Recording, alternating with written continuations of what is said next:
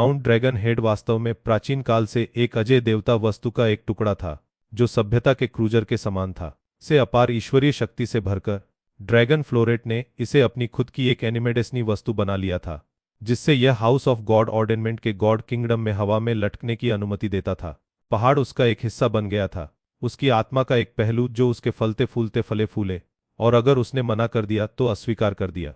तो यह है कि माउंट ड्रैगन हेड आकाश से गिर गया था। इस बात का अकाट्य प्रमाण था कि ड्रैगन फ्लोरेट शरीर और आत्मा में नष्ट हो गया था। दूसरे शब्दों में, उसे पुनर्जीवित नहीं किया जा सकता था।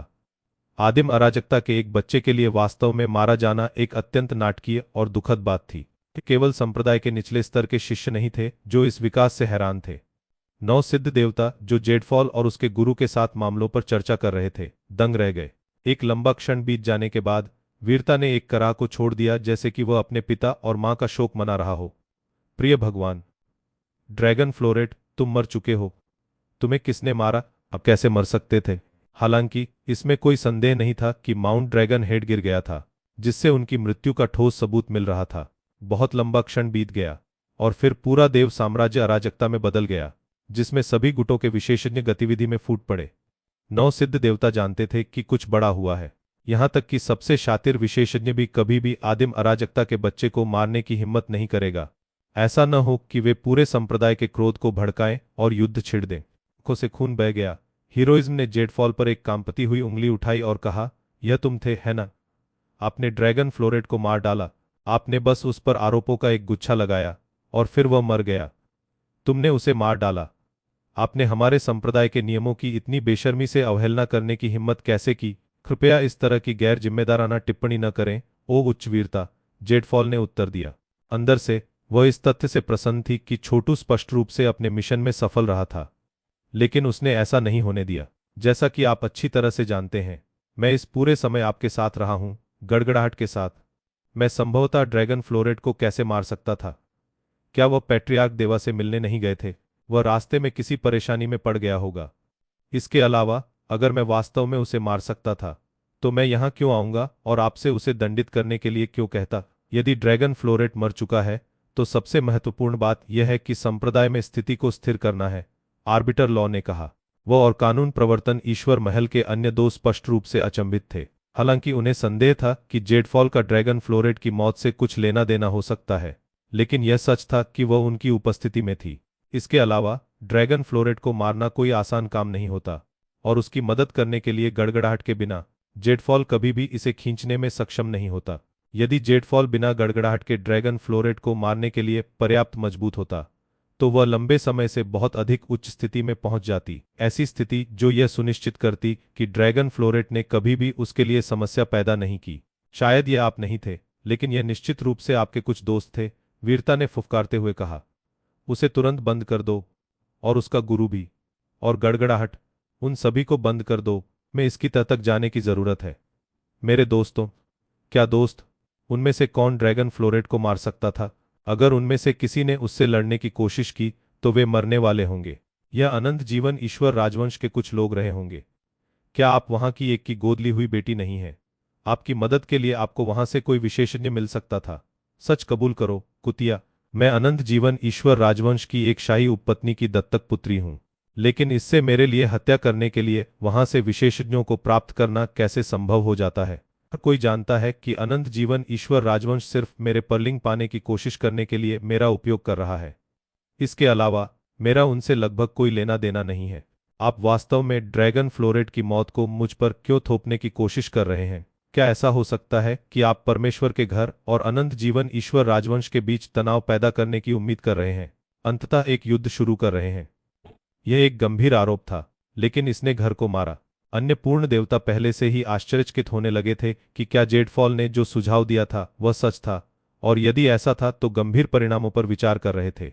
यदि अनंत जीवन ईश्वर राजवंश वास्तव में ड्रैगन फ्लोरेट की मृत्यु के लिए जिम्मेदार था, तो यह अत्यधिक संभावना थी कि वे जल्द ही सामान्य रूप से भगवान के घर के आदेश पर एक कदम उठाएंगे, अंततः पूर्ण पैमाने पर युद्ध की ओर ले जाएगा, और संभवतः संप्रदाय का विनाश होगा। यदि अनंत जीवन ईश्वर राजवंश वास्तव में जिम्मेदार था और वे युद्ध चाहते थे, तो वे हत्या की जिम्मेदारी लेंगे, किसी भी तरह से, परमेश्वर के घर के आदेश को सच्चाई का पता लगाने के लिए मामले की जांच करने की नितांत आवश्यकता थी। उसने कहा, उपस्थित सभी लोग जानते थे कि यद्यपि अनंत जीवन ईश्वर राजवंश दबंग और अत्याचारी था, वास्तव में उनके पास परमेश्वर के घर के साथ अच्छे संबंध थे। के लिए ऐसा कुछ करने का कोई मतलब नहीं था। वे आमतौर पर ऊपर की चीजें करते थे, अपने विरोध को कुचल देते थे और अपनी भारी शक्ति का उपयोग करते हुए अपनी इच्छानुसार करते थे। इसके अलावा, अगर यह वास्तव में अनंत जीवन ईश्वर राजवंश का एक विशेषज्ञ था जिसने ड्रैगन फ्लोरेट को मार डाला था, तो यह अभिजात वर्ग के बीच एक अभिजात वर्ग होता, और जेडफॉल संभवतः किसी ऐसे व्यक्ति को कैसे ऑर्डर कर सकता है। बकवास काटो, वीरता चिल्लाई। ने 8 सिद्ध देवताओं को संबोधित करते हुए उन्होंने कहा, आइए इसकी तह तक जाने के लिए एक ट्रैकिंग जादू का उपयोग करें। आर्कियन मिरर बाहर लाओ। कुछ भी वापस न पकड़ो। मैं ड्रैगन फ्लोरेट के हत्यारे की पहचान करनी होगी। हम आदिम अराजकता के एक बच्चे की मौत के बारे में बात कर रहे हैं। हम इस मामले को यूं ही फिसलने नहीं दे सकते। यह एक बहुत बड़ा मामला है जिसकी पूरी तरह से जांच की जानी चाहिए, आर्बिटर पनिशमेंट ने कहा। उन्होंने कहा, हमें अपराधी को ढूंढने की जरूरत है, चाहे वह कोई भी हो।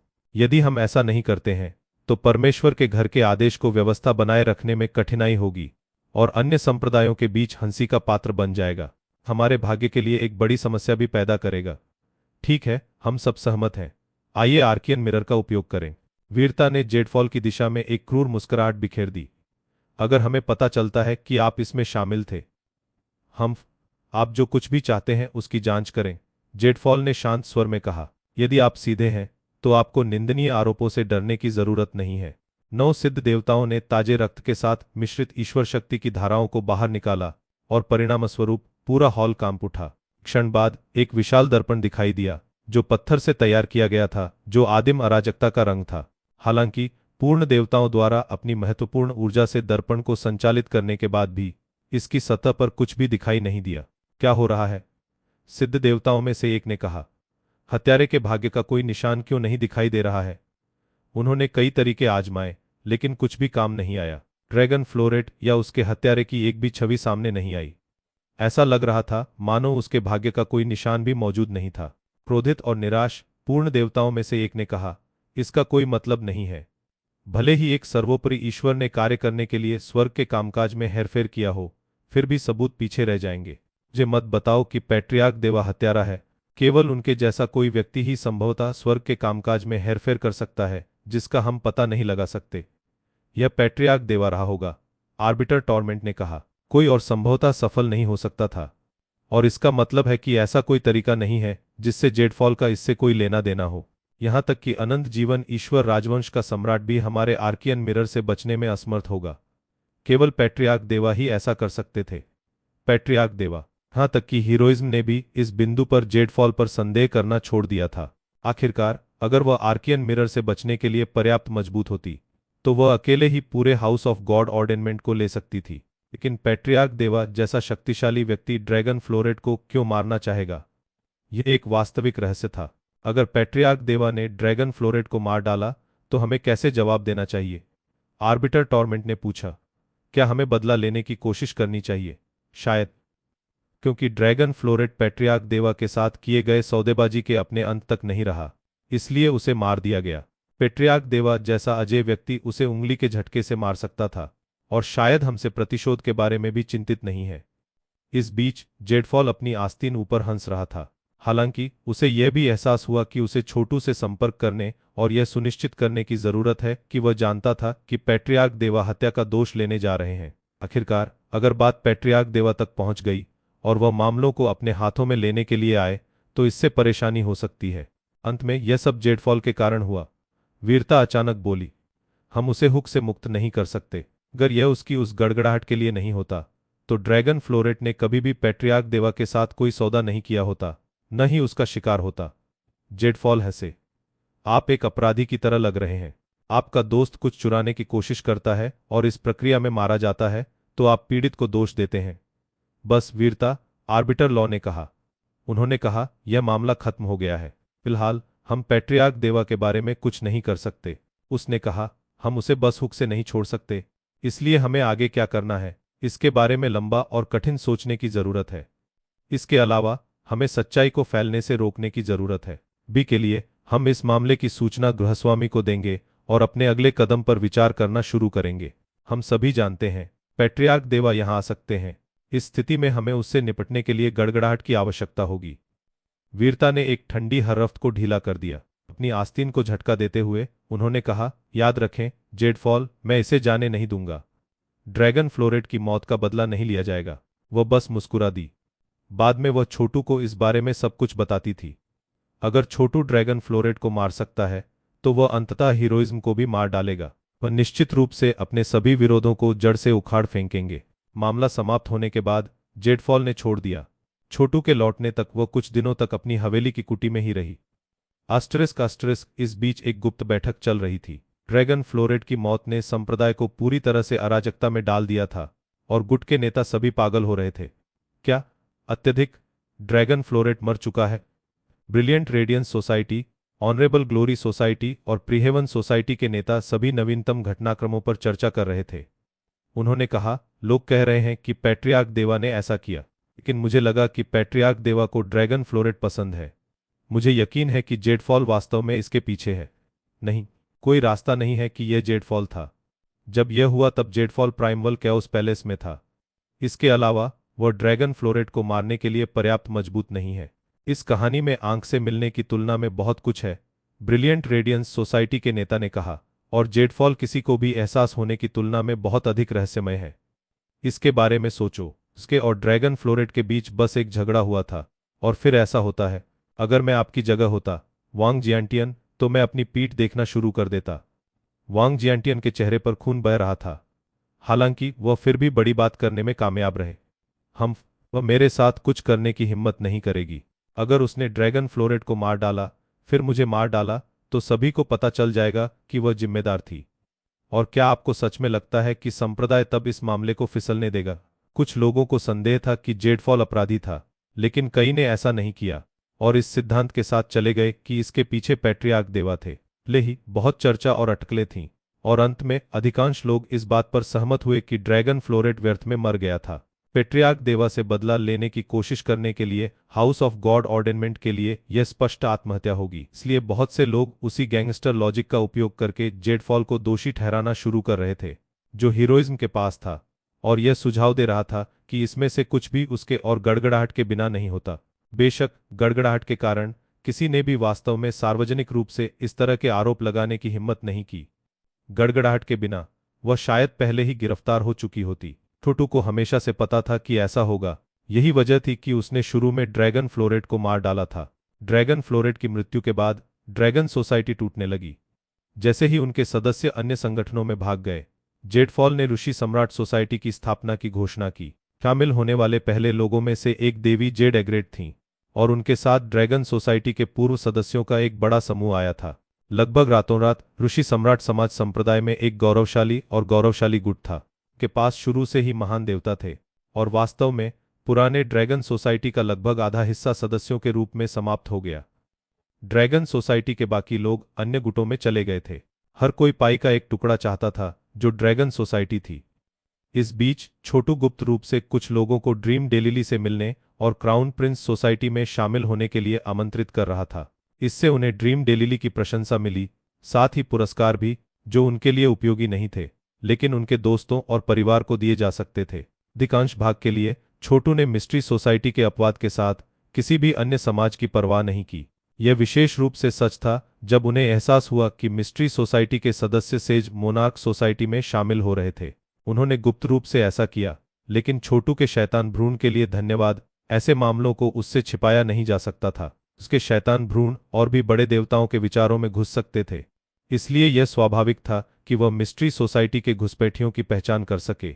एक दिलचस्प बात जो उन्होंने महसूस की वह यह थी कि लगभग कोई नहीं जानता था कि मिस्ट्री सोसाइटी के सदस्य कौन थे। वास्तव में ऐसे अवसर भी थे जिनमें दो सदस्य एक दूसरे की उपस्थिति में होंगे, लेकिन उन्हें पता नहीं है कि वे दोनों मिस्ट्री सोसाइटी में थे। यह वही था जो कोई जूनियर हाउस लॉर्ड द्वारा स्थापित और संचालित एक गुप्त समाज से उम्मीद करेगा।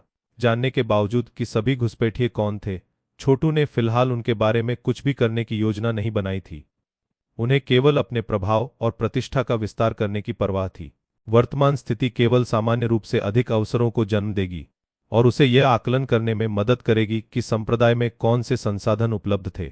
हाउस ऑफ गॉड ऑर्डेनमेंट एक विशाल संगठन था, इसलिए यह दिया गया था कि यहाँ और वहाँ सभी प्रकार की औषधीय गोलियां स्रावित थीं। सच कहा जाए तो उसे हाउस ऑफ गॉड ऑर्डेनमेंट में अपनेपन की कोई भावना महसूस नहीं हुई। यह केवल एक संसाधन था जिसका लाभ उठाया जाना था, चाहे वह डेमी इमोर्टल इंस्टीट्यूट हो, टाइटन एम्परर कॉलेजियम हो, titan emperor heaven, Dao defence league, will manifestation heaven संप्रदाय हो, या वह गठबंधन जो उसने प्राचीन रोड टू द गॉड्स पर बनाया था, भी केवल नियंत्रण में लेने के लिए उपकरण थे। ऐसा कोई रास्ता नहीं था कि परमेश्वर का घर भी उस भाग्य से बच पाएगा। उसने कहा वह जल्दी में नहीं था। उसे साधना के उच्च स्तर तक पहुंचने की जरूरत थी, कम से कम एक महान भगवान के स्तर तक। उस समय वह सिद्ध देवताओं को मारने में सक्षम होगा। बेशक अगर वह महात्मा जेड का एक और टुकड़ा प्राप्त कर सकता है और अपनी इच्छा अभिसरण को असीमित स्तर तक बढ़ा सकता है, तो वह आसानी से भगवान के आदेश के घर में सभी विरोधों को कुचलने में सक्षम होगा। साल बीत गया। ड्रैगन फ्लोरेट की मौत को लेकर हंगामा आखिरकार शांत हो गया। उसी समय छोटू की खेती के आधार में सुधार हुआ था, हालांकि बहुत अधिक नहीं। इसके विपरीत उनके लगभग सभी दोस्त और परिवार सामान्य देवता बन गए थे। जेडफॉल उस स्तर के चरम पर था, बस एक महान भगवान बनने के कगार पर था। दुर्भाग्य से उनके लोगों में से एक था जो अभी तक भगवान नहीं बना था।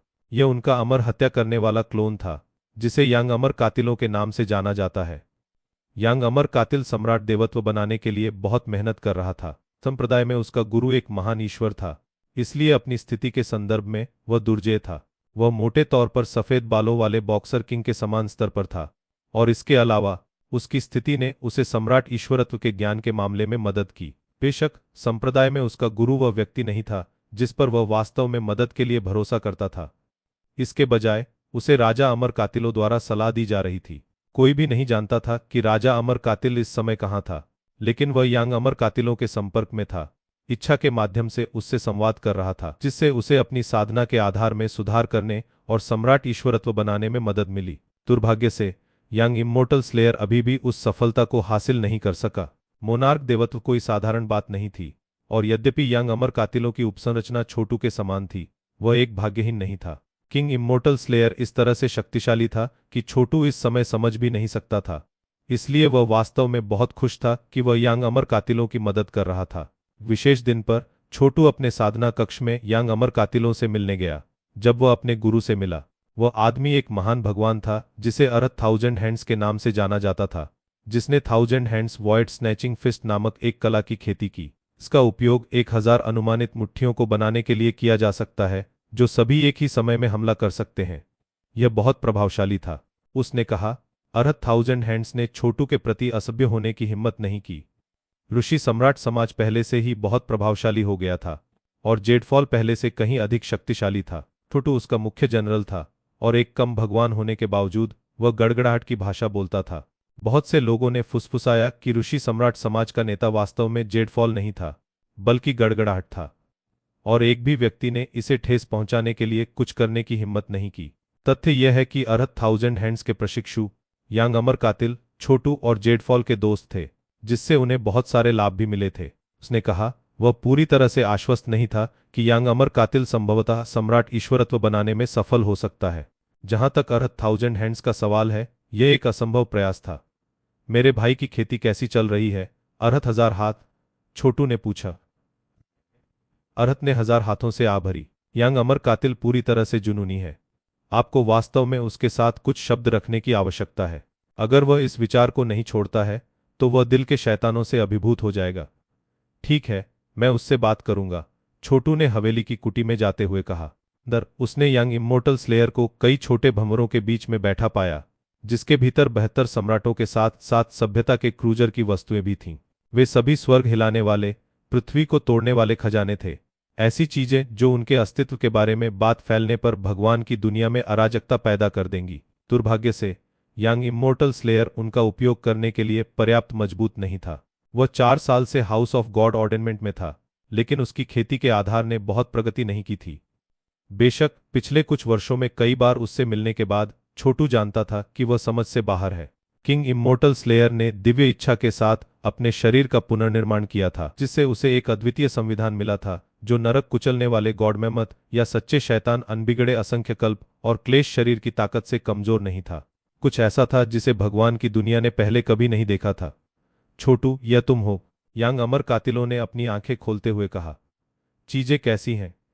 क्या आपने अपने सम्राट ईश्वरत्व के साथ कोई प्रगति की है? मैं आपकी स्थिति के बारे में थोड़ा समझता हूं और कुछ विचार हैं जो मदद कर सकते हैं, लेकिन मुझे सफलता पर पूरी तरह से भरोसा नहीं है। मैं भी बहुत आश्वस्त नहीं हूं, यांग अमर कातिलों ने उत्तर दिया। लेकिन अगर आप ऐसा कर सकते हैं तो मुझे विश्वास है कि मैं भी ऐसा कर पाऊंगा। याद रखें, तुम मैं हो और मैं तुम हो। मैं सबके बाद तुम्हारा क्लोन हूं। पिछले कुछ वर्षों से किंग इम्मोर्टल स्लेयर प्रति माह एक बार मेरे साथ संवाद कर रहा है। दुर्भाग्य से वह बहुत अच्छी स्थिति में नहीं है।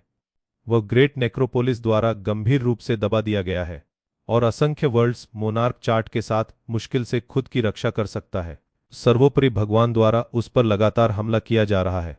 उल्टा यह है कि उसने महान कब्रिस्तान के बारे में कुछ ज्ञान प्राप्त किया है और इस प्रकार वह अपनी पकड़ बनाने में सक्षम है। वह मेरी मदद करने का कारण यह है कि वह उसकी मदद करने के लिए आपके साथ एक सौदा करना चाहता है। दुर्भाग्य से आप अभी किसी भी मदद के लिए पर्याप्त मजबूत नहीं हैं। आपको तब तक इंतजार करना होगा जब तक आप इच्छा अभिसरण के असीमित स्तर तक नहीं पहुंच जाते। आप सही कह रहे हैं, छोटू ने कहा। यदि उसने किंग अमर कातिलों और उस सर्वोपरि ईश्वर के बीच गतिरोध में हस्तक्षेप करने की कोशिश की तो वह केवल मृत होगा। उसने कहा, वह गॉड लीजन सील का वाहक था और एक अजय व्यक्ति बनना निश्चित था। यही कारण था कि किंग इम्मोर्टल स्लेयर उसे कुछ सम्मान दिखाने को तैयार था। जहां तक पैट्रियार्क देवा जैसे लोगों की बात है, वे किंग इम्मोर्टल स्लेयर के जूते बांधने के लिए भी फिट नहीं थे। प्राचीन काल में वे देवताओं के बीच कमजोरों के अलावा और कुछ नहीं थे। छोटू और यांग इम्मोर्टल स्लेयर ने एक लंबी बातचीत की, एक दूसरे के साथ आत्मज्ञान और ज्ञान के अंश साझा किए। उसी समय छोटू ने गॉड लीजन सील को यांग अमर कातिल में भेजा। इसका उपयोग उसकी वर्तमान अड़चन को तोड़ने में मदद करने की उम्मीद में उसके कुछ हिस्सों को बदलने के लिए किया। समय बीतता गया। अचानक इच्छा की एक शक्तिशाली अभिव्यक्ति शून्य के माध्यम से छेद कर रही थी। कुछ इतना अविश्वसनीय है कि यह संभवतः भगवान के घर के पूरे भगवान साम्राज्य को उलट सकता है। उसने कहा, यह इतनी चुपके से चला गया कि भगवान साम्राज्य ने इसका पता भी नहीं लगाया। यह आधा रद्द कर दिया गया था, जो अनबाउंड स्तर के शिखर से एक स्तर अधिक था। इस तरह की इच्छा अभिसरण के लिए यहां तक कि पूर्ण देवता भी कुछ भी नहीं थे। छोटू का दिल धड़क उठा क्योंकि उसे एहसास हुआ कि राजा अमर कातिलों की इच्छा आ गई है। हवेली की कुटी में एक छायादार आकृति दिखाई दी। यह भ्रामक था, लेकिन सच और वास्तविक लग रहा था। वह एक अधेड़ उम्र का आदमी था जिसका चेहरा एक ही समय में युवा और प्राचीन दोनों लग रहा था। हेलो राजा अमर कातिल, छोटू ने कहा। वसीयत प्रक्षेपण कितना प्रभावशाली था। इसके बावजूद छोटू जानता था कि यह राजा अमर कातिलों की शक्ति की सच्ची अभिव्यक्ति नहीं थी, इसलिए उसे इससे डर नहीं था। किंग इम्मोर्टल स्लेयर ने छोटू पर एक नजर डाली और कहा, ठीक है, ठीक है। आपने सम्राट ईश्वरत्व का गठन किया। आपकी वर्तमान स्थिति क्या है, राजा अमर कातिल? सम्राट देवत्व बनाने के बाद छोटू की आंखें कई मायनों में खुल गई थीं, जिसका अर्थ था कि वह राजा अमर कातिलों के कई रहस्यों को समझ गया था। किंग इम्मोर्टल स्लेयर ने आह भरी। हो सकता है कि आपने सम्राट देवत्व का गठन किया हो, छोटू, लेकिन आप अभी भी बहुत कमजोर हैं। आप निश्चित रूप से मेरे साथ एक सौदा करने के योग्य नहीं हैं। मैं आपको बस इतना बता सकता हूं कि भगवान की दुनिया वर्तमान में एक महत्वपूर्ण समय के बीच में है, जहां चीजें अकल्पनीय तरीके से बदल रही हैं। वास्तव में देवता जगत भी नष्ट हो सकता है। इस स्थिति में सारा स्वर्ग और पृथ्वी शून्यता की स्थिति में वापस आ जाएगी। कुछ लोगों द्वारा एक भव्य उपक्रम लागू किया गया है। यही वजह है कि मैं ग्रेट नेक्रोपोलिस में फंस गया हूं। मुझे संदेह है कि आपको भगवान की दुनिया को अंतिम विनाश से बचाने के लिए पहले से ही नियुक्त किया गया है। चलो, तुम मुझसे मजाक कर रहे हो, छोटू ने कहा। भगवान की दुनिया बहुत बड़ी है। अस्तित्व का अंतिम चरण है। अजय विशेषज्ञों की अंतहीन संख्या है जो पिछले कुछ वर्षों में बढ़ी है। यहां तक कि संप्रभु प्रभु के युग में भी, जब आप 72 राजाओं ने सबसे बड़ा युद्ध छेड़ा था, तो इसने भगवान की दुनिया को भी खतरा नहीं था। क्या आप वास्तव में मुझे यह बताने की कोशिश कर रहे हैं कि भगवान की दुनिया नष्ट हो सकती है? क्या यह किसी तरह का मजाक माना जाता है? किंग इम्मोर्टल स्लेयर ने आह भरी। उन्होंने कहा, इसके आंतरिक और बाहरी दोनों कारण हैं। निश्चित रूप से आप यह कहावत जानते हैं कि एक चींटी का छेद 1000 किलोमीटर के डाइक के पतन का कारण बन सकता है। खैर, कल्पना कीजिए कि चींटियों की एक पूरी कॉलोनी क्या कर सकती है। और यही कारण है कि समय समाप्त हो रहा है। समय समाप्त हो रहा है? छोटू ने पूछा। समय समाप्त हो सकता है। सब कुछ समाप्त हो जाता है और समय कोई अपवाद नहीं है।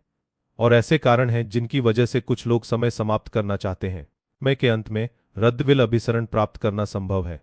आप जो बातें कह रहे हैं वे मेरे सिर के ऊपर से जा रही हैं, छोटू ने जवाब दिया। मुझे लगता है कि मैं बाद में समझ जाऊंगा। आइए अधिक दबाव वाली चिंताओं के बारे में बात करते हैं। यंग अमर कातिलों को सम्राट ईश्वरत्व बनाने में कैसे मदद कर सकते हैं?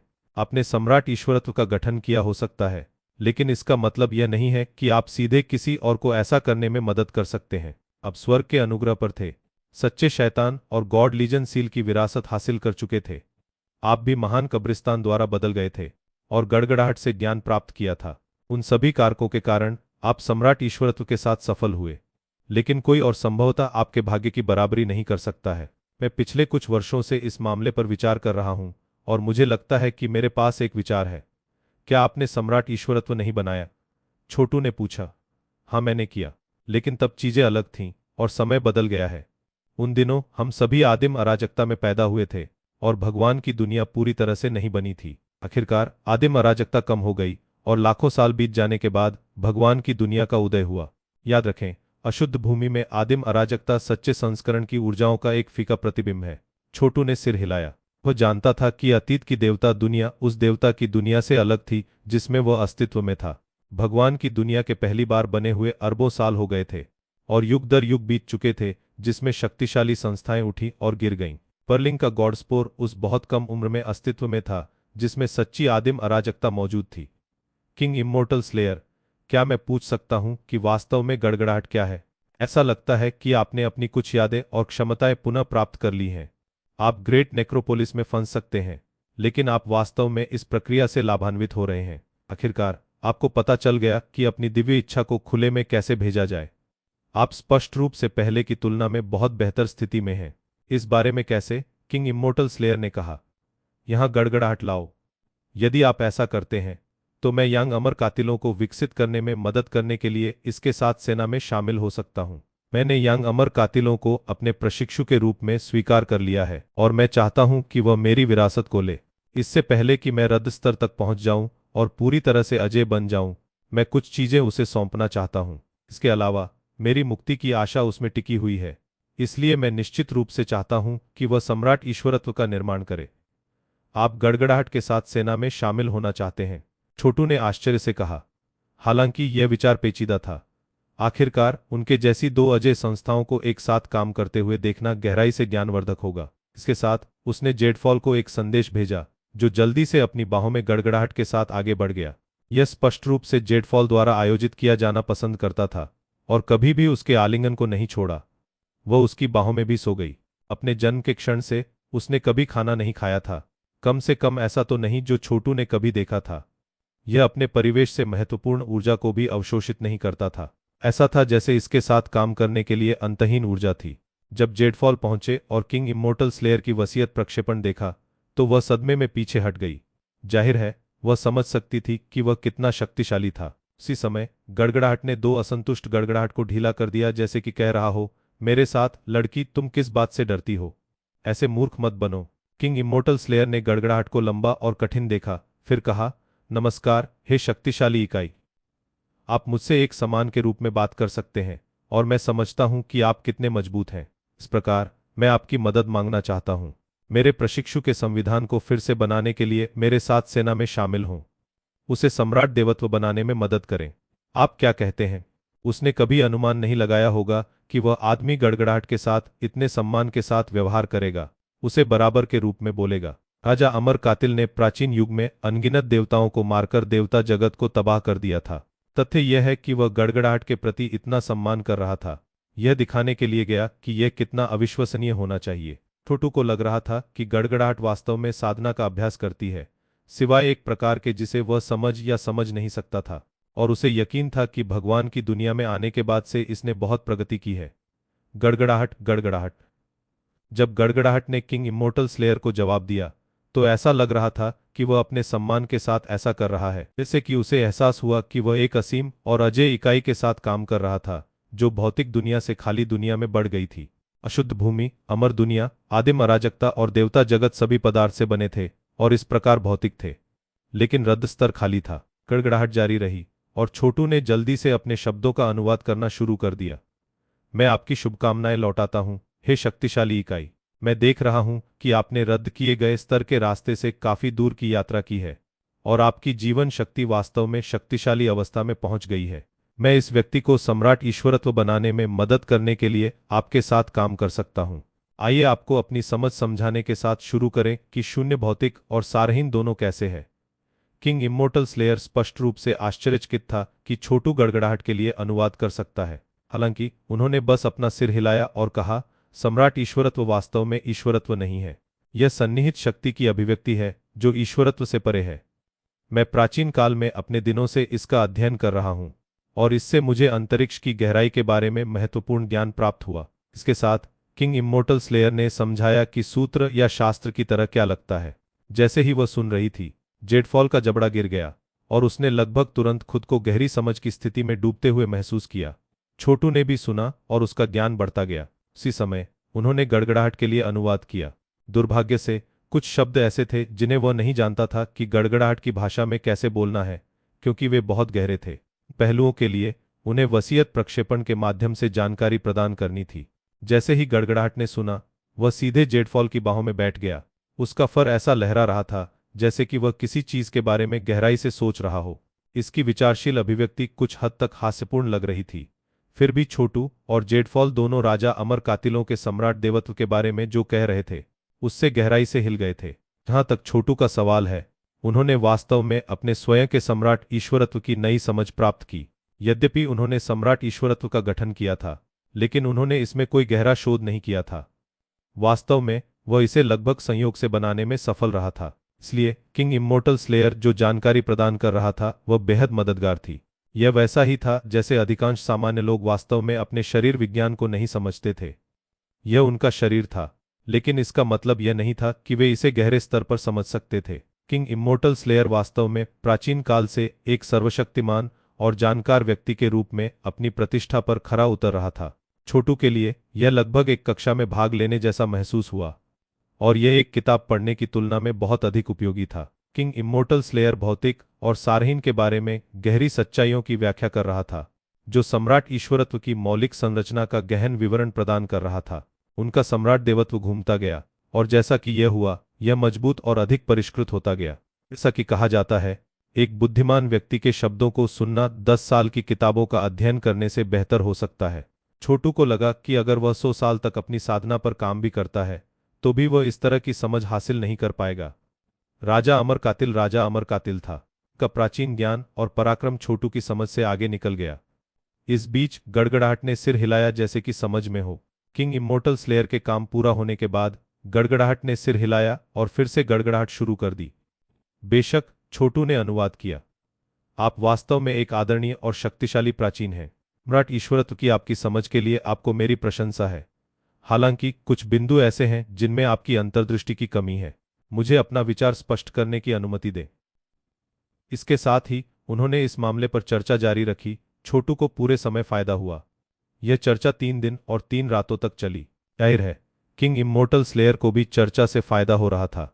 आदान प्रदान समाप्त होने के बाद किंग इम्मोर्टल स्लेयर ने कहा, तो हम वैसा ही करेंगे जैसा हमने चर्चा की थी। शक्तिशाली इकाई, मैं बता सकता हूं कि मेरी तरह आप ऐसे व्यक्ति हैं जो रद्द स्तर की तलाश करते हैं। आप अंत तक मार्ग पर चलना चाहते हैं।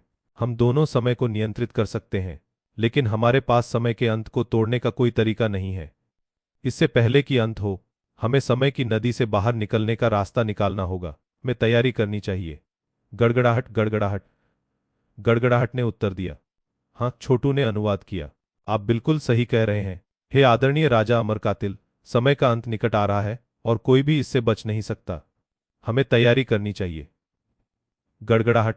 छोटू के अनुवाद समाप्त करने के बाद गड़गड़ाहट ने एक विशाल बुलबुला उगल दिया जिसने यांग अमर कातिलों को घेर लिया।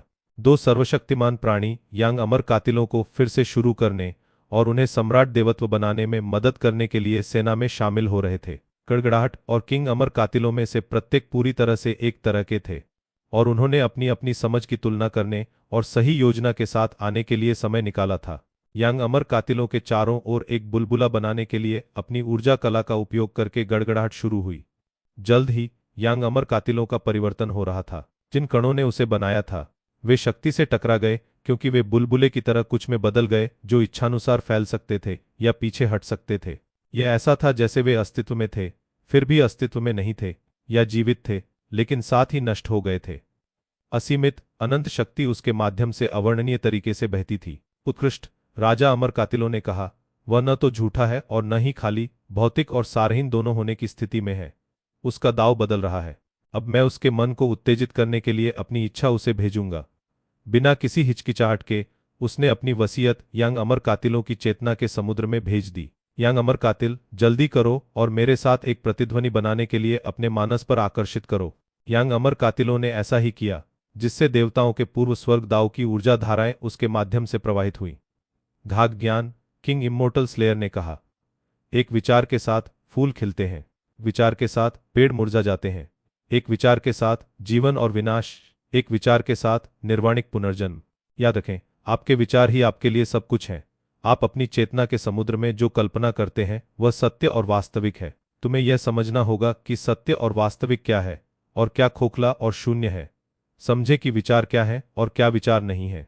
इसे नेवासन्नाना संज्ञायन कहा जाता है, जो न तो धारणा है और न ही गैर धारणा है। एक दुनिया है, अंतरिक्ष समय की अभिव्यक्ति है, एक ऐसी जगह है जिसमें न तो इच्छा है और न ही भौतिकता। एक चमत्कारी विचार। तुम्हारा दैहिक शरीर एक ऐसी दुनिया से घिरा हुआ है जिसका कोई अस्तित्व ही नहीं है। यह सोचा नहीं जाता है, फिर भी यह विचार की कमी नहीं है। अचानक यांग अमर कातिल दृष्टि से गायब हो गया। छोटू बता सकता था कि उसने अंतरिक्ष समय के एक अद्भुत पहलू में प्रवेश किया था, जिस तक पहुंचना उसके लिए असंभव था। केवल कोई व्यक्ति ही इसमें प्रवेश कर सकता था। भगवान की दुनिया में अंतरिक्ष समय के कई पहलू थे, और इस मामले में नेवासन्नासन्नता की दुनिया इच्छा या भौतिकता के बिना थी। इसमें केवल सूक्ष्म मानसिक उतार चढ़ाव शामिल थे। हालांकि छोटू समझ गया कि यह क्या था, लेकिन इसे समझने का मतलब यह नहीं था कि वह इसमें प्रवेश कर सकता है। मसाले पतित वतन में तो सब समझते हैं कि बादशाह बनना कितना कमाल है, लेकिन इसका मतलब यह नहीं था कि वे केवल सम्राट हो सकते हैं। पर्लिंग और किंग इम्मोर्टल स्लेयर एक साथ काम कर रहे थे, एक जो भौतिक था, दूसरा उसे फिर से ढाल रहा था जो मानसिक था। नतीजतन यांग अमर कातिलों का भौतिक शरीर गायब हो गया और उन्होंने अनंत रहस्यों के स्थान नेवासनाना संज्ञायन के अंतरिक्ष समय में प्रवेश किया। किंवदंती के अनुसार केवल आधे रद्द विशेषज्ञ ही उस स्थान में प्रवेश कर सकते थे। जो लोग अर्धरद्द स्तर तक पहुंच जाते थे वे गायब हो जाते थे, केवल अपने विचारों को पीछे छोड़ देते थे। फिर भी वे विचार स्वर्ग और पृथ्वी को नष्ट कर सकते हैं, हर चीज को छेद सकते हैं, ब्रह्मांड को उलट सकते हैं और देवताओं की सेना को नष्ट कर सकते हैं। वह स्तर था जिस पर संप्रभु प्रभु पहुंच गया था। छोटू को अचानक एहसास हुआ कि वह एक ट्रांस में चला गया है। उसकी मानसिक शक्ति हिल गई और उसने एक बपतिस्मा का अनुभव किया, जिससे उसके सम्राट ईश्वरत्व का और भी अधिक ज्ञान प्राप्त हुआ। कुछ ही समय बाद यांग अमर कातिल नेवासनाना स्नालायतन के दायरे से लौट आया। उसका शरीर फिर से बन गया और गड़गड़ाहट ने एक और बुलबुला उगल दिया, जो उसके अंदर घुस गया और उसके साधना के आधार को ऊपर उठाने का कारण बना। तब किंग इम्मोर्टल स्लेयर ने अधिक गहन मानसिक और दिव्य क्षमताओं को उजागर किया। जैसे ही यांग अमर कातिलों ने धीरे धीरे ज्ञान प्राप्त किया, वह कांप गया और कोकून से निकलने वाले कैटरपिलर की तरह पैरामाउंट अभिसरण का उदय हुआ। उन्होंने ईश्वरीय स्वर्गारोहण तक पहुंचने से पहले अपनी सफलता हासिल कर ली थी, जिसका अर्थ था कि उन्होंने सफलतापूर्वक सम्राट ईश्वरत्व का गठन किया था। बेशक आगे बढ़ने के लिए अभी भी बहुत काम करना बाकी था। मैंने यह किया, यांग अमर कातिलों ने राहत की सांस लेते हुए कहा, कि चेतना के समुद्र में मानसिक शक्ति अजय महसूस हुई और पहले से बहुत अलग थी। यह काम कर गया। किंग इम्मोर्टल स्लेयर ने भी राहत की सांस लेते हुए कहा, मैं लगभग विश्वास नहीं कर सकता कि शक्तिशाली गड़गड़ाहट और मैं सम्राट ईश्वरत्व के साथ एक विशेषज्ञ बनाने के लिए एक साथ काम करने में सक्षम थे। यह मेरी शक्ति पर एक बड़ा नाली था। मुझे नहीं लगता कि मैं इसे दूसरी बार कर सकता हूं। यांग अमर कातिल, अगली चीज जो आपको करने की जरूरत है वह यह है कि छोटू आपको सम्राट देवत्व को पूरा करने के संबंध में अपने सभी अनुभव समझाए। आपको बड़ी मात्रा में औषधीय गोलियों और शक्ति की आवश्यकता होगी। अभी के लिए आपकी वर्तमान स्थिति बहुत आकर्षक है। मैं आप पर एक सीलिंग मार्क लगाऊंगा जो आपकी मानसिक शक्ति को लपेटे में रखेगा। आप एक चरम भयानक विशेषज्ञ से ज्यादा कुछ नहीं लगेगा। उसने कहा, आप अभी भी अविश्वसनीय रूप से शक्तिशाली लगेंगे। संयोग से एक और भी शक्तिशाली इकाई आपको भविष्य में एक प्रशिक्षु के रूप में लेना चाहेगी और आपको आगे बढ़ने में मदद करेगी। तैयार रहें। जैसे ही किंग इम्मोर्टल स्लेयर गायब हो गया, गड़गड़ाहट ने 2 बार यह कहने के लिए कहा, ध्यान रखना, शक्तिशाली इकाई।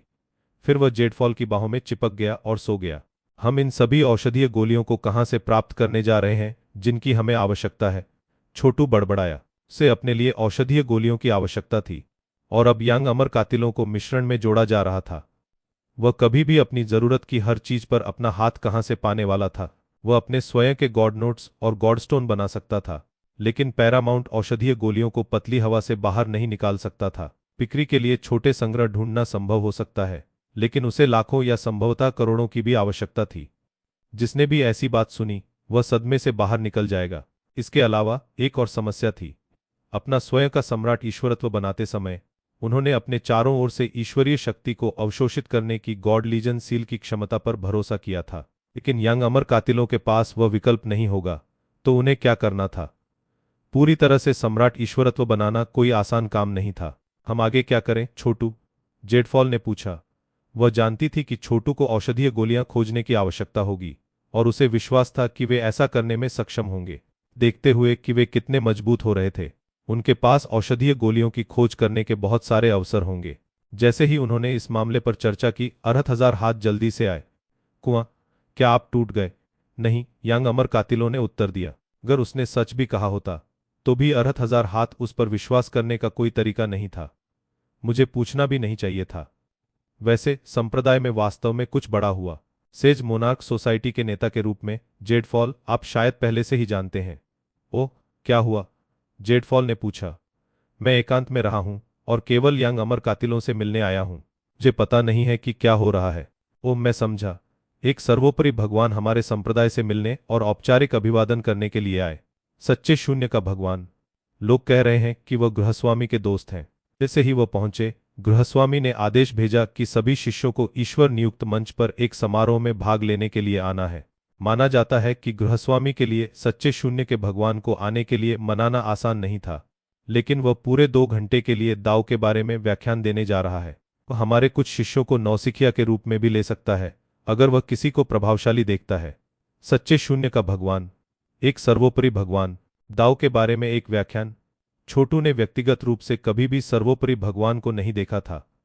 किंग इम्मोर्टल स्लेयर की गिनती नहीं थी, और संप्रदाय के 9 मुख्य बुजुर्ग केवल पूर्ण देवता थे।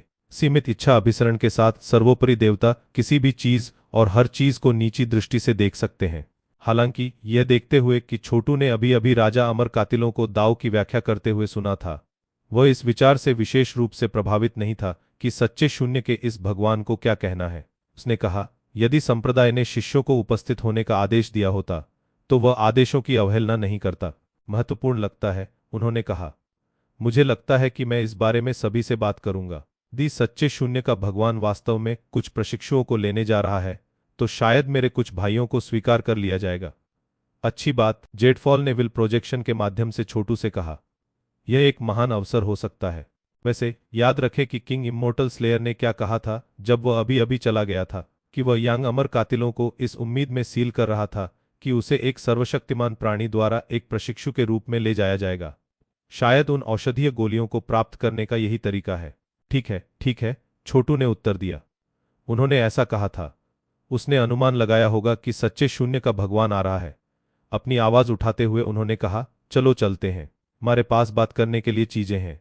इसके साथ वह और उसके लोग एक महल में एकत्रित हो गए जिसे जेडफॉल ने उनके लिए बनाने का आदेश दिया था।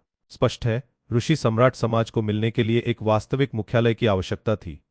यह लगभग उतना प्रभावशाली नहीं था जितना माउंट ड्रैगन हेड था। हालांकि छोटू ने परवाह नहीं की। एक बार जब जेडफॉल ने अपनी साधना के आधार में थोड़ा सुधार किया तो शायद एक घाघ भगवान बनकर वह उसे अपने मुख्यालय की नींव के रूप में उपयोग करने के लिए सभ्यता के क्रूजर के अपने टुकड़े दे सकता था। माउंट ड्रैगन हेड की तरह क्रूजर गॉड किंगडम के ऊपर हवा में लटक सकता है, जिसके अंदर एक छोटी सी दुनिया है। जल्द ही हर कोई इकट्ठा हो गया, जिसमें पीकलॉर्ड मेमोरी, पीकलॉर्ड सेलेस्टियल और सेक्टलॉर्ड विल मैनिफेस्टेशन शामिल थे। इस अवसर पर ऋषि सम्राट समाज के सभी विशेषज्ञ उपस्थित थे। एक सर्वोपरि भगवान संप्रदाय में आ गए हैं, छोटू, चरवाहे ने कहा। हम क्या करने जा रहे हैं? यह एक अच्छा अवसर लगता है। यदि हम उनके सर्वोपरि ईश्वर का ध्यान आकर्षित कर सकते हैं और प्रशिक्षुओं के रूप में ले जा सकते हैं तो हमारे पास अद्भुत संसाधनों तक पहुंच होगी और हमारे पास बेहतर सुरक्षा भी होगी। लेकिन क्या होगा अगर इस पैरामाउंट गॉड के बुरे इरादे हैं? प्राउड वर्ल्ड ने कहा। क्या होगा अगर यह किसी प्रकार का मनहूस देवता है? मैं कहता हूं कि हमें अभी लो प्रोफाइल रखना चाहिए। लाभ उठाने के अवसर हमेशा मिलेंगे। हम अभी अपनी किस्मत पर दबाव नहीं डालना चाहते हैं। मैं यह देखने के लिए उत्सुक हूं कि सच्चे शून्य का यह भगवान कैसा है और उसकी कहानी क्या है। छोटू के कुछ लोग स्थिति का फायदा उठाना चाहते थे, जबकि अन्य इसे सुरक्षित खेलना चाहते थे। बाद वाला दृष्टिकोण समझ में आया। वे रखने के लिए कई रहस्यों वाले लोगों का एक समूह थे। हालांकि छोटू ने यह नहीं सोचा था कि सच्चे शून्य का भगवान एक मनहूस देवता था। यह अधिक संभावना थी कि वह प्रतिभा की तलाश कर रहा था। इसके अलावा, अगर वह एक मनहूस देवता था, तो गृहस्वामी ने उसे क्यों आमंत्रित किया होगा? परमेश्वर के घर को एक प्रमुख रूढ़िवादी समूह माना जाता था, और उनकी मूल शिक्षाएं और सिद्धांत धार्मिक थे। सच है, उनके बीच अंदरूनी लड़ाई और सत्ता संघर्ष था। वे युद्ध छेड़ेंगे, अन्य संप्रदायों को नष्ट कर देंगे और अपने सदस्यों को क्रूर खनन उपनिवेशों में काम करने के लिए गुलाम बना लेंगे। लेकिन वे शैतानों के दाव के लोगों की तरह नहीं थे, जिन्होंने खुले तौर पर अपने दुश्मनों की आत्माओं को लूटते थे, हत्या करते थे और आत्मसात करते थे। भगवान की दुनिया एक खूनी जगह थी जहां हर जगह दुर्गंधी हवाएं चलती थीं और जीवन कड़वा और दुखद था। लेकिन सामान्य तौर पर हाउस ऑफ गॉड ऑर्डेनमेंट की नियति सकारात्मक थी, विनाश और दुर्गंध में डूबी हुई नहीं थी। यहां तक कि सबसे रूढ़िवादी साम्राज्यों में भी दास और थ्रॉल मौजूद थे, और ऐसी प्रथाओं को समाप्त नहीं किया जा सकता था। और यहां तक कि सबसे प्रतिष्ठित कन्फ्यूशियस संस्थान भी अपने दुश्मनों के वध में संलग्न होंगे। क्या ऋषि सम्राट समाज में किसी को सच्चे शून्य के भगवान के बारे में कुछ पता है? जेडफॉल ने कहा। मैं चारों ओर पूछूंगा, ब्रह्मा ने उत्तर दिया। मुझे संदेह है कि वह प्राचीन काल से एक देवता है। वह राजा अमर कातिलों के समय के बाद का है, जब संप्रभु प्रभु और स्वर्ग के हॉल चले गए थे। वह नए युग का विशेषज्ञ है।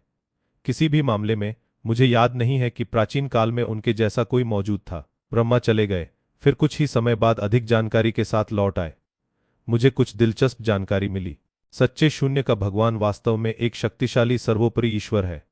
हालांकि वह किसी विशेष संप्रदाय से संबद्ध नहीं है। अनिवार्य रूप से एक भटकने वाला विशेषज्ञ है, जो शायद ही कभी सार्वजनिक रूप से अपना चेहरा दिखाता है।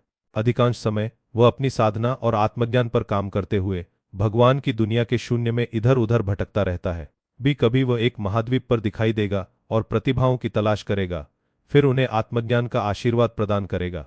जब गृहस्वामी छोटा था, तो उसने उससे आत्मज्ञान का आशीर्वाद प्राप्त किया, और यहां तक कि कुछ समय के लिए भगवान की दुनिया में उसका पीछा किया। वास्तव में ऐसे कई विशेषज्ञ हैं। यही कारण है कि अब हर कोई पागल हो रहा है, क्योंकि वह यहां है। हर कोई चाहता है कि वह उस पर ध्यान दे और एक नौसिखिया के रूप में लिया जाए। जो कोई भी अपने साथ ले जाएगा, वह परमेश्वर के आदेश के घर लौटने पर एक अद्भुत स्थिति में होगा। तो यह ऐसा ही है, छोटू ने सिर हिलाते हुए जवाब दिया। कोई आश्चर्य नहीं कि किंग इम्मोर्टल स्लेयर ने कहा कि यंग इम्मोर्टल स्लेयर को एक अद्भुत गुरु मिलेगा। हम सच्चे शून्य के इस भगवान का ध्यान आकर्षित करने की योजना क्यों नहीं बनाते? यह आवश्यक नहीं है, डूम ने कहा। हमें बस सामान्य कार्य करना है। सच्चे शून्य का भगवान एक सर्वोपरि ईश्वर है, इसलिए वह हम पर प्रतिभा के निशान का पता लगाने में सक्षम होगा। यहां तक कि मेरी प्राकृतिक प्रतिभाएं पहले से ही सामान्य देवताओं से काफी आगे निकल गई हैं। मैं गॉड लीजन सील का वाहक हुआ करता था, तो क्या हुआ अगर वह मुझे नोटिस करता है? अगर मुझे करना है तो मैं अपनी शैतान भगवान की मुहर का उपयोग कर सकता हूं। आइए इंतजार करें और देखें कि क्या स्थिति वास्तव में खतरनाक है। आखिरकार यह आदमी एक सर्वोपरि भगवान है। मैंने अभी किंग इम्मोर्टल स्लेयर और गड़गड़ाहट से बहुत कुछ सीखा है। मेरी मदद करने के लिए उच्च परलिंग की ऊर्जा के साथ उसे मेरे बारे में कुछ भी नोटिस नहीं करना चाहिए, जब तक कि वह मेरा बारीकी से निरीक्षण नहीं करता है। छोटू को गड़गड़ाहट पर पूरा विश्वास था, इस हद तक कि वह पैरामाउंट देवताओं से भी नहीं डरता था। आखिरकार पैट्रियार्क देव सच्चे शून्य के इस भगवान से अधिक प्रसिद्ध थे। फिर भी पैट्रियार्क देव का ताबीज गड़गड़ाहट के लिए कुछ भी करने में सक्षम नहीं था। इसका कारण यह था कि सच्चे शून्य का भगवान भी ऐसा नहीं कर पाएगा। किंग इम्मोर्टल स्लेयर ने गड़गड़ाहट को एक समान के रूप में देखा, जिसका अर्थ था कि गड़गड़ाहट संप्रभु भगवान, मनहूस भगवान अल्टीमेट, दानव गुरु और सच्चे शैतान के समान स्तर पर थी। लेकिन फिर उसके मन में एक विचार आया। क्या होगा अगर गृहस्वामी ने एक अधिक विशिष्ट कारण के लिए एक सर्वोपरि भगवान को आमंत्रित किया? क्या होगा अगर वह चाहता है कि वह उच्च गड़गड़ाहट से निपटने की कोशिश करे? छोटू ने अपने संबोधन का रूप बदलकर एक्साल्टेड परलिंग कर लिया था। आखिरकार अगर गड़गड़ाहट किंग इम्मोर्टल स्लेयर के समान स्तर पर थी, तो इसका सम्मान करना महत्वपूर्ण था। यह बहुत संभव है, जेडफॉल ने कहा, अचानक बहुत घबराया हुआ लग रहा था। गड़गड़ाहट ने हाल ही में भगवान की दुनिया में भारी हंगामा मचा दिया है। तो इस पूरे समय के दौरान गृहस्वामी ने कभी भी अपना चेहरा नहीं दिखाया है। लेकिन ऐसा कोई तरीका नहीं है कि वह जो कुछ भी हुआ उसके बारे में नहीं जानता है। हो सकता है कि उसने किसी को गड़गड़ाहट पर एक कदम उठाने के लिए आमंत्रित किया हो। मुझे ऐसा नहीं लगता, छोटू ने कहा। गृहस्वामी इतना मूर्ख नहीं हो सकता। मुझे संदेह है कि वह खुले तौर पर उच्च गड़गड़ाहट के खिलाफ एक कदम उठाना चाहता है। अधिक संभावना है वह इसके बारे में अधिक जानकारी प्राप्त करने का प्रयास करने के लिए एक सर्वोपरि भगवान की शक्तियों का उपयोग करना चाहता है। उसके लिए भाग्यशाली है कि गड़गड़ाहट की कोई महत्वाकांक्षा नहीं है। यह सिर्फ सोता है और जीवन का आनंद लेता है। अन्यथा यह बहुत कुछ हासिल कर सकता था। जहां तक इसका सवाल है, लोग चिंता करने लायक भी नहीं है। गड़गड़ाहट वास्तव में मनुष्यों को बहुत निम्न स्तर के रूप में देखती थी। केवल किंग इमोर्टल स्लेयर जैसे लोग ही निपटने लायक थे जेडफॉल के लिए। हालांकि वह बहुत मजबूत नहीं थी, वह उसकी मां थी और उसने उसके साथ ऐसा व्यवहार किया। छोटू भी कोई साधारण व्यक्ति नहीं था। उसके पास सम्राट ईश्वरत्व और गॉड लीजन सील थी और वह एक भाग्यहीन व्यक्ति था। लेकिन बाकी सभी लोग भी इसकी आंखों में कचरा हो सकते थे। कुछ बड़ा हासिल करने के संदर्भ में यह एक मानव सुअरों के एक समूह को इकट्ठा करने और खुद को उनके बीच एक सम्राट घोषित करने के रूप में हास्यास्पद था। बेशक तथ्य यह है कि छोटू ने ऋषि सम्राट समाज की स्थापना की थी। गड़गड़ाहट के खतरे के साथ बहुत कुछ करना था। वह इसे अकेले पूरा नहीं कर पाता। गड़गड़ाहट करते हुए, क्या कोई मौका है कि सच्चे शून्य का भगवान आपको जबरन ले जा सकता है? जेडफॉल ने पूछा। गड़गड़ाहट ने उसे एक तिरछी नजर दी जिसका स्पष्ट रूप से मतलब था, मैं उस सवाल का जवाब देने की जहमत भी नहीं उठाने जा रहा हूं। उस समय छोटू को थोड़ा बेहतर महसूस हुआ। हमें अभी भी एक योजना के साथ आने की जरूरत है कि अगर सच्चे शून्य के भगवान हम में से किसी को नोटिस करते हैं तो क्या करना है। इस स्थिति में जितना हम समझते हैं उससे कहीं अधिक होना चाहिए। इसके साथ ही उन्होंने इस मामले पर और विस्तार से चर्चा की।